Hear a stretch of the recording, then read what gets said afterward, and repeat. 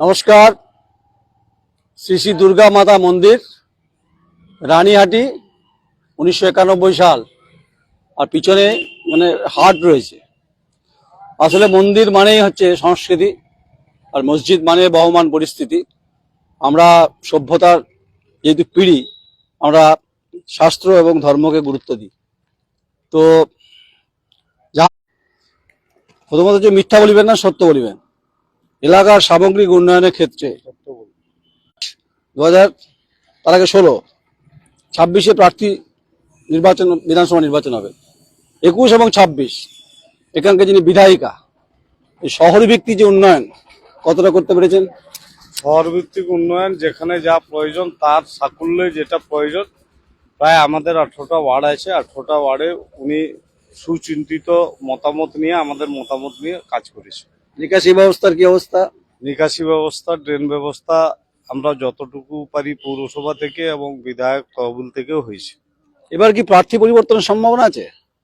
প্রার্থী পরিবর্তনের সম্ভাবনা সেটা আমরা ঠিক বলতে পারবো না। আমরা যারা তৃণমূল কংগ্রেস করি, আমরা মমতা বন্দ্যোপাধ্যায়ের স্নেহধন্য প্রার্থী যাকে করবে আমরা তাকে মেনে নিই। কিন্তু ফিরোজা বিবি যে হারে কাজ করেছেন, তার ছেলে যেভাবে সাংগঠনিক এবং কাজের ক্ষেত্রে ভূমিকা রেখেছে, আগামী দিনে উনি এলে আমাদের পক্ষে ভালো হবে। আকরাম, তোমাকে আমি চিনি ব্যক্তিগত স্তরে।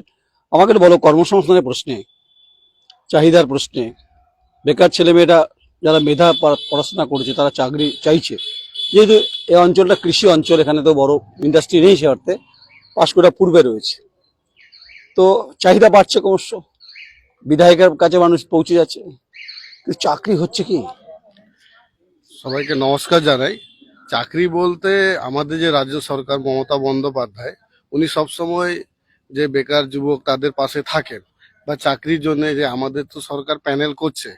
এবার প্যানেল করার পরে তখন এসএসসি বলুন বা পুলিশে বা অন্যান্য যে প্যানেলগুলো হচ্ছে, সবে বিজেপি কি করছে, কেস করে দিচ্ছে। কেস করার পরে সে প্যানেলটা আটকে যাচ্ছে। তারপরে আমাদের যে শিল্পগুলো আছে, কারখানা, সেখানে অনেক যে বেকার ছেলেরা অনেক চাকরি পেয়েছে। এখানে হলদিয়া বন্দর রয়েছে। এই হলদিয়া বন্দরে কিছু কাটার গল্প শোনা যাচ্ছে, জানেন আপনি? শুনেছেন কিছু কাটার গল্প, শিয়ালের কাটার গল্প? না, আমরা তো সেটা শুনিনি। উত্তর না দেয় স্বাভাবিক। জবিরদা, তো কাটা ফাটা যা চলছে এখানে, গোলাপের কাটা বলছি, ওদিকে তো ছিলাম আমরা, আপনি ছিলেন আমার সঙ্গে। উন্নয়নের প্রশ্নে, বাস্তবতার প্রশ্নে, চাহিদার প্রশ্নে, কর্মসংস্থানের প্রশ্নে তো বললেন আকরম। কে দলের প্রার্থী হবে, কে হবে হবে না ঠিক করবে মমতা বন্দ্যোপাধ্যায়, অভিষেক বন্দ্যোপাধ্যায়। যেহেতু ফিরোজা বিবির ভূমিকা খুব গুরুত্বপূর্ণ, তিনি 4 বারের বিধায়িকা, তার অনবদ্য কাজকর্মের সাক্ষী আপনারা রয়েছেন, যেহেতু আপনারা শাসক দল করেন। কিন্তু মানুষ যখন আপনার কাছে যাচ্ছে, ছেলে মেয়েরা হোক, শ্রমজীবী মানুষ হোক, বা কৃষিজীবী হোক, বা শহর ভিত্তিক হোক, সব চাহিদা মেটাতে পারেন? যতটা সম্ভব না, আমাদের নেত্রী মামাটি মানুষের সরকার অনেকটাই মানুষের যত চাহিদা ম্যাক্সিমাম মেটানো হচ্ছে। তুমি তো শর্টকাট উত্তর দিলে হবে না, বল বল বড় করে পাস দিতে হবে। আপনি তো কাউন্সিলর ছিলেন, আপনি মোটামুটি তো এই পৌর ব্যবস্থার সঙ্গে জুড়ে থাকা, পৌর কর আদায় না হওয়া অভিযোগ আছে, কারণ পৌর ব্যবস্থার সঙ্গে মানুষের সম্পর্ক আছে, যেহেতু শহরে বসবাস করে। এখানে জনঘনত্ব বাড়ছে ক্রমশ, রাস্তা সে অর্থে বাড়ছে না, ক্রমবর্ধমান চাহিদার সঙ্গে চাকরি হচ্ছে না।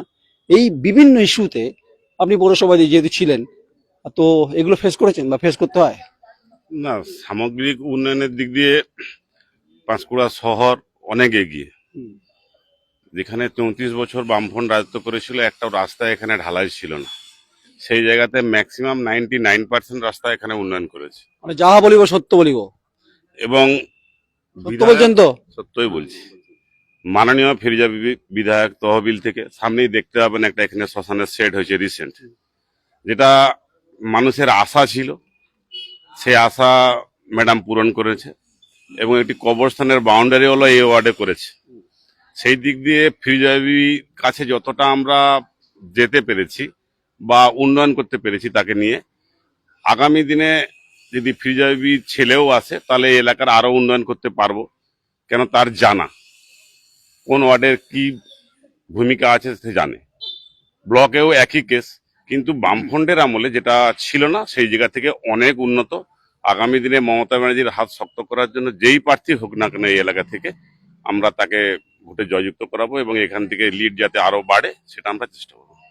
একটা এখানে যে কলেজ আছে তাকে বিশ্ববিদ্যালয়ে রূপান্তর করার জন্য তিনি বিধানসভায় প্রশ্ন তুলেছিলেন, কলেজকে বিশ্ববিদ্যালয় করা, তার পরিকাঠামো রয়েছে, নিশ্চয়ই আপনি জানেন সেটা।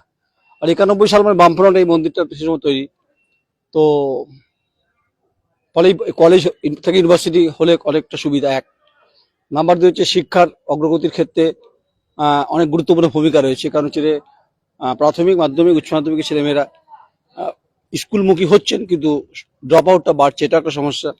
চাকরি সমস্যা আছে। এখন এই সব সমস্যার মাঝখানে এই বিশ্ববিদ্যালয় যদি হতো, যেটা উনি ফিরে যাবে চেষ্টা করে, আমি বিধানসভার সাক্ষী, আমি জানি ব্যাপারটা। আপনি জানেন ব্যাপারটা? দেখুন, সব থেকে বড় কথা হচ্ছে আপনি শুনেছেন এটা? হ্যাঁ, আমি শুনেছি। 100-র মধ্যে 100 কেউ কাজ করতে পারবে না। মানে বিশ্ববিদ্যালয় চাই কি চাই না? হ্যাঁ, অবশ্যই শিক্ষার মেরুদণ্ড আমরা তো চাইবো যে এলাকার মধ্যে একটা বিশ্ববিদ্যালয় হোক, এটা আমরা চাই। না, এটা আমি ভুল বলছি না ঠিক বলছি? একদম ঠিকই বলেছেন, অসুবিধা নেই, আমরাও চাই হোক। এবার আস্তে আস্তে হবে, সেই জায়গায় তাড়াহুড়া করলে তো কিছু করার নেই। আস্তে আস্তে বামফ্রন্টের তুলনা থেকে আমাদের এখন তৃণমূলের যে সরকার চলছে, আগে থেকে অনেকগুলো কাজ, অনেক কিছু রাস্তাঘাট, স্বাস্থ্য পরিষেবা, শিক্ষা আগে থেকে উন্নত হয়েছে। আপনি পৌর এলাকা থাকেন তো? হ্যাঁ, পৌর এলাকা। পৌর এলাকায় যে সমস্ত স্বাস্থ্য কেন্দ্রগুলো আছে সেখানে ডাক্তারবাবুরা ডাক্তারি করে, নার্স আছে, আয়া আছে? একদম একদম একদম। আমাদের এখানে প্রতাপপুরে সাব সেন্টার আছে, যেখানে আজ থেকে বামফ্রন্টের আমলে এগুলো ছিল না, কিন্তু এখন তৃণমূলের আমলে অনেক সুযোগ সুবিধা দিচ্ছে। ট্রেড লাইসেন্স অনলাইন হয়? হ্যাঁ, ট্রেড লাইসেন্স অনলাইন হয়। শংসাপত্র পাওয়া যায়? হ্যাঁ, পাওয়া যায়। হ্যাঁ? পাওয়া যায়। মারা যাওয়ার সময় ওখানে কার্ড পাওয়া যায়? হ্যাঁ, কার্ড পাওয়া যায়। পাওয়া যায়। বেশ। কি নাম? আমার নাম শেখ ফজলুর রহমান। শেখ ফজলুল্লাহ বললে সবই পাওয়া যায়, তো সব পাওয়া যায়? সব পাওয়া যায়। জন্ম থেকে মৃত্যু? জন্ম থেকে মৃত্যু অবধি যত পরিষেবা মাননীয় মুখ্যমন্ত্রী মমতা বন্দ্যোপাধ্যায় করেছেন জনগণের জন্য। আমাদের যে চেয়ারম্যান ছিলেন বা আমাদের বোর্ড অফ অ্যাডমিনিস্ট্রেশনের যেসব সদস্য ছিলেন, তারা মোটামুটি সারা দিন সারা রাত পরিষেবার মাধ্যমে মানুষের কাছে ওই বিষয়গুলো নিয়ে দাঁড়িয়েছে, এ বিষয়ে কোনো সন্দেহ নেই। রাজ্যের এক মন্ত্রী এখানে আছেন, ছিলেন প্রাক্তন মন্ত্রী, তিনি তৃণমূলের জেলা সভাপতি ছিলেন, নাম করছি না তাকে, তাকে ব্যক্তিগত স্তরে চিনি, তার এখন মতো শারীরিক অসুস্থতার কারণে, তো তিনি এখন বাড়িতেই রয়েছেন। তিনি অঞ্চলে কাজকর্ম করেছেন এক সময়, তিনি এখানকার পাশেই তো আপনাদের থাকে, পৌর এলাকায় থাকে, তো প্রাক্তন মন্ত্রী। প্রাক্তন মন্ত্রী যে পৌরসভা, নাম করছি না আমি কারো। হ্যাঁ, আমাদের প্রাক্তন মন্ত্রী যিনি ছিলেন, পৌরসভা সহ আমাদের যে বিশেষ তার তো করে সহধর্মিনী কাউন্সিলর তো। হ্যাঁ, সহধর্মিনী কাউন্সিলর ছিলেন। তো আমাদের যে যিনি মন্ত্রী ছিলেন, 3বারের মন্ত্রী, মোটামুটি নদীবাদের ক্ষেত্রে একটা গুরুত্বপূর্ণ ভূমিকা পালন করেছিলেন ব্লকের ক্ষেত্রে। এখন এখন এখন উনি কাজ করেন, শারীরিক অসুস্থতার জন্য উনি রেস্ট নিচ্ছেন, কিন্তু বিধায়ক হিসাবে তমলুকের বিধায়ক উনি ছিলেন। মানে উনি কাজ করেছেন, তাই তো? কাজ করেছেন। বেশ, উনি আমার বন্ধু লোক, ওনাকে চিনি একটু। আকরাম, আমি ওনাকে ওই প্রসঙ্গে যাচ্ছি না, আমি বলছি যে তুমি তো ম্যাডামকে কাছ থেকে দেখছো, খোলামেলা জিজ্ঞেস করছি। দেখো, অনেক গণতান্ত্রিক প্রক্রিয়ার সঙ্গে যুক্ত হওয়া যারা জুড়ে থাকা বিধায়ক আছে, বিধায়িকা আছেন, সাংসদ আছে, যারা মহিলা সাংসদ, কিছু কিছু গুণ থাকে তো যে আকৃষ্ট করে, ফ্লেক্সিবিলিটি। তুমি ম্যাডাম ফিরোজা বিবিকে সঙ্গে সবসময় দেখছো কাছে, ওনার কোন বিষয়টা তোমার খুব আকৃষ্ট হয়, যেটা খুব ভালো লাগে তোমার? আমরা যে আমাদের বিধায়িকা, ধরুন আমাদের কোনো সমস্যা হলো বা কোনো প্রবলেম হলো, সমস্যা বলছি না, আর ওনার একটা গুণ থাকে, মানুষের গুণ আছে, একটা একটা মানুষের বিষয় থাকে, আমি ওকে জিজ্ঞেস করি তারপর আসবো। হ্যাঁ। গুণ বলতে ধরুন আমাদের কোনো যে উনাকে পাশে যখনই মানে ধরো বললাম যে এই ব্যাপার আছে, সঙ্গে সঙ্গে পাশে পেলাম, তো এটাই আমাদেরকে ভালো লাগে যে মানুষ কোনো বিপদে বলুন বা কোনো সমস্যায় ওনাকে আমরা সবসময় পাই, তাই আপনি বলুন। যেটা বিরল সারা পশ্চিমবাংলা কেন সারা ভারতবর্ষে যেটা বিরল সেটা হচ্ছে সৎ থাকা, এই ব্যবস্থার সঙ্গে যুক্ত, দুর্নীতিগ্রস্ত অবস্থার সঙ্গে দুর্নীতি অবস্থার সঙ্গে যুক্ত এবং সৎ থাকা। যুক্ত না, দুর্নীতি অবস্থার সঙ্গে যুক্ত থাকা সব মানুষজন, তার মধ্যে বিরলতম হচ্ছে প্রজাতি বা বিলুপ্ত পায় ফিরোজা বিবি, যার বিরুদ্ধে কোনো দুর্নীতি অভিযোগ নেই। দুর্নীতি অভিযোগ নেই, আর সততার সঙ্গে কাজ করে। আর সবচেয়ে বড় কথা, সত্য কথা বলেন, যে কথা বলেন সেই কথা অনুযায়ী কাজ করার চেষ্টা করেন। দম আছে বলছেন? হ্যাঁ, দম আছে, 100% দেন। বেশ, আপনি বলুন তো এবার প্রার্থী বিধায়িকা কোন গুণটা আপনার ভালো লাগে?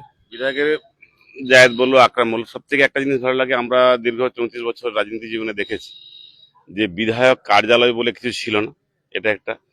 কিন্তু ফিরোজাবিবি আসার পরে যে বিধায়ক কার্যালয়ে মানুষ গেলে বিধায়কের যে একটা ন্যূনতম সার্টিফিকেট, এটা আমরা সঙ্গে সঙ্গে পাই। এটাই সব থেকে আমাদের স্কলারশিপের যে চিঠিপত্র, সবকিছু সঙ্গে সঙ্গেই আমরা পাই, যেটা আগে কোনোদিন ছিল কোনো অভিযোগ নেই তো? কোনো অভিযোগ নেই। আমার তো বয়স হয়েছে, এবার টিকিট তো পেতে হবে কাউকে। না, সেটা কাকে চাইছে? দলের ব্যাপার। ব্যক্তিগত চয়েস থাকে তো আপনার। ব্যক্তিগতভাবে আমি ফিরোজাবিবিকেই চয়েস করবো। আপনি? হ্যাঁ, ফিরোজাবি উনি বয়স হয়ে গেছে, কিন্তু উনার ছেলে 24 আওয়ার্স পরিষেবা দিয়ে যান, এবং সব থেকে বড় জিনিস, রাতের অন্ধকারেও উনি না পেলেও উনার ছেলেকে আমরা পেয়ে যাই। এটা কিন্তু খুব মাস্ট, একদম। ওনাকেই চাই, তাই তো? হ্যাঁ, ওনাকেই চাই। দিদিকেই চাই? হ্যাঁ, দিদি তো অবশ্যই। না, দিদি ছাড়া- আর দাদাকে চাই না? না, দাদা তো কোনো প্রশ্নই নেই। দাদা মানে আমি বলছি যে জহিরুলদার কথা বলছি। না না, জহিরুল দা অবশ্যই। আমি দাদা বলতে নরেন্দ্র মোদীকে ভেবে ঠিক আছে, এটা এইটা জীবন, বুঝলেন? গণতান্ত্রিক প্রক্রিয়া কিছু কিছু কাটা ছেঁড়া তেতো উচ্চে বা তেতো কথাবার্তা বলিব, যাহা বলিব সত্য বলিব, সত্য ছাড়া মিথ্যা বলিব না। আপনার সত্য কথা বলেছে, তাই তো? আর শ্রী শ্রী দুর্গা মাতা মন্দিরের সামনে যা যা বলিলেন তাহা সত্যি বলিলেন। আমি ব্যক্তিগত ওনাকে সঙ্গে আমার একাধবার আলাপ হয়েছে, সাক্ষাৎ হয়েছে বিধানসভার লবিতে। অবশ্যই অত্যন্ত, তার পরিবারটা অনেক অনেক বড় এবং অনেক আত্মত্যাগ রয়েছে। তাই মমতা বন্দ্যোপাধ্যায় মুখ্যমন্ত্রী হিসাবে তিনি কি করবেন, অভিষেক বন্দ্যোপাধ্যায় কি করবেন, সেটা তার দল ঠিক করবে। কিন্তু চয়েস অফ ডেমোক্রেসিতে তার পুত্রের নামটা উঠে আসছে, এটা যদি আমি বলি অন্যায় কিছু আমি বলছি না। সঙ্গে থাকুন। আমার চিত্র সাংবাদিক সন্দীপ শেঠ, সমীর দফাদার, আমি নয়ন রায়, পাঁশকুড়া পশ্চিম, পূর্ব মেদিনীপুর। নমস্কার।